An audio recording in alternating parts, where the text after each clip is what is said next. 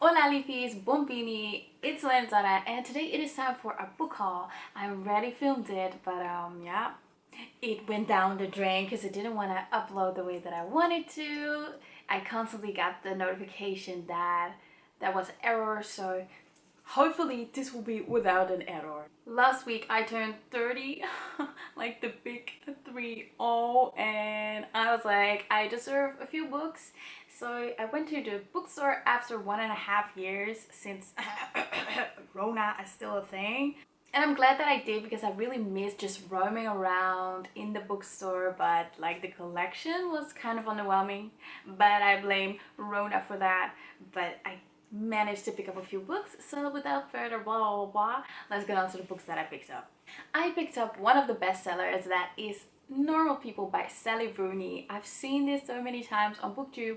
It is a bestseller. It's constantly in the top 10 in every store that I see, online with every top 10. So I'm like, I need to know what this book is about. In this story, we are following two characters who can't stay away from each other, but they clearly think that they need to. It's a book about love, friendship, mutual fascination. If that is not a recipe for a really quick, lovely, heartbreaking probably read, then I have no idea what is. And then I picked up a few mangas because I am so in love with some animes that I'm watching at the moment, and I was like, why not buy the mangas as well? So I picked up My Hero Academia, the first volume. I picked up Moriarty, the first volume. Then I picked Food Wars, the first volume, and I have Shiver with 9 short stories chosen by Jinjo Ito himself. And I picked up JoJo's Adventures, or Bizarre Adventures, and these are so freaking stunning. And since I suck at reading series, I am not buying like a whole bunch of them. I'm just gonna start with the first volumes, and if I love it, I love it. If I don't, I don't. But yeah, I can't wait to read these. I know they're gonna be a quick read. My amazing friend that I went book shopping with picked up Heartstopper 2 for me, and this just looks absolutely gorgeous. I think I'm gonna read this today because for the first time in like 2 weeks I have a vacation now, and it's only been raining and storming, and now finally the sun is out. So I can't wait to just sit in my garden, redid my garden. Thanks dad, like my dad is so awesome. So I can't wait to use this weekend to just sit down, and I think this is going to be absolutely epic. This is a graphic novel. It used to be a webtoon, but it's basically about two guys falling in love, and it is just so cute. And I know volume 4 is already out, but like I said, I'm not a series kind of girl, so I pick it one book at a time. So thank you. I have a few favorite authors when it comes to thriller books, and Sherry LaPena is just one of them. It kind of gives me the Agatha Christie vibes, the mysterious what happened and a group of people. And I know that Lucy Foyley also does her writing in that style, but I have read the guest list and it was fucking underwhelming and so fucking boring that that was a big disappointment. But Sherry LaPena had a new one and I did not know. For someone out there, if you are a genius, if you are really good with creating things and aka an app, could someone please out there create an app where you can see when your favorite authors are releasing new books? Because I'm constantly like behind.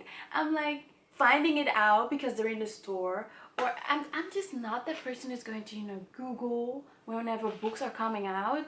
So I'm looking forward to someone hopefully making an app where you can just say, I want to find out the newest Stephen King's, or I want to find out the newest from Sherry LaPena, or God knows what your favorite author is. I wish there was an app. So if someone is out there, please give me credit when you make the app. But I would absolutely love it if an app like that would come out. But anyways, this is the end of her. It is a pocket. The pockets are fucking 16 euros now. They were 10 euros. They were 8 euros. They were 7 euros. And that's why I love buying English books. But people were like, it is Corona. Hello, we suffered. And now we're gonna fucking double the price or make them way more expensive than they used to be. So the story that we're gonna follow in this book is Stephanie and Patrick. Patrick. They are a couple and they just got twins. And Stephanie cannot even remember when it was the last time that she actually slept, because the twins are keeping her up. The rest of their lives seem fine, but all of a sudden, this bitch from Patrick's past is like, hey, I'm here to fuck up your lives. Did you know that Patrick, his first wife, did not die of an accident? Did you know that he killed her? And Stephanie's like, excuse you, what are you accusing my hubby bubby for? Murder? So she is going to try to find out if that bitch from the past is right or that she should just trust Patrick. Clearly, it seems like she doesn't know her hubby bubby as good as she thought she did. So it sounds really good. Like, she never disappoints me. So I can't wait to dive into this because I always check if she has new books and I missed this one. Where are we going to the book club? Where are we going to the book club? This is the book club by C.J. Cooper. I love a good book club, knitting evenings, whatever, groups coming together, and then some of them are fucked up. I am here for it. I love that. Give me more. I'm a whore for it. Haven't read anything by C.J. Cooper, so I cannot say if it's going to be freaking amazing or that it's going to be super slow and boring. But let me tell you what the story is about. The book club was her idea, of course. It was her way into our group to get close. I knew from the day that she arrived that she was trouble and that she could not be trusted. And I was right. Because Alice did not come to the village for peace and quiet. She came to the village to get revenge. It sounds freaking amazing. The book club. C.J. Cooper, please don't let me down. I don't know if you noticed, but every book that I still need to read, I gave a sticker yesterday. And it's super confronting because now when I look at my beautiful shelves, I'm like, there are still a lot of books on the shelves that I need to read. So, can we put up a book buying ban after these? Because I'm seriously running out of space and I seriously need to remove all those dots. The next book is also by my favorite, and this is why I need someone to create that beautiful app for all of us book lovers. It's gonna make you money. It's gonna make you money, I promise. And I would love to work on that app, by the way. So if you create it, please call me. Anyways, this is Deadhead by C.J. Skews. This is a woman who is a serial killer. She's witty, she's amazing, and she's kind of, you know, it's in diary style, and she's telling you about her day. And she took it upon herself to clear the world of evil men or men who are just jackasses. And she does that in a very crazy way. She's absolutely funny. I can't tell you what this book is about because then I will be spoiling what happens in the second book. C.J. Skews did an amazing job on creating this character. She's so lovable even though she's doing horrible things. And if you're into women, serial killers, witty humor, please go check it out. So after roaming around in the bookstore, we were ready to go to the cash tag, and then I saw this one, and this was on my Amazon wishlist. So it is The Last House on Needless Street by Catriona Ward. Whoa, I love that first name, Catriona. It's something else. I like it. The summary says that this is the story of a murderer, a stolen child, revenge. This is the story of Ted, who lives with his daughter Lauren and his cat Olivia. I have no idea who on this fucking planet calls that cat Olivia.